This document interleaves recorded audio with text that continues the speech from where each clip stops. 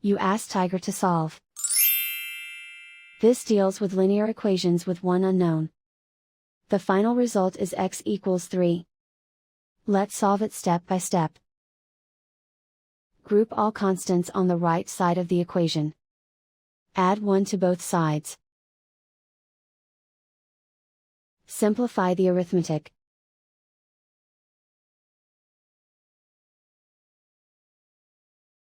Isolate the x. Divide both sides by 5. Simplify the fraction. Find the greatest common factor of the numerator and denominator. Factor out and cancel the greatest common factor.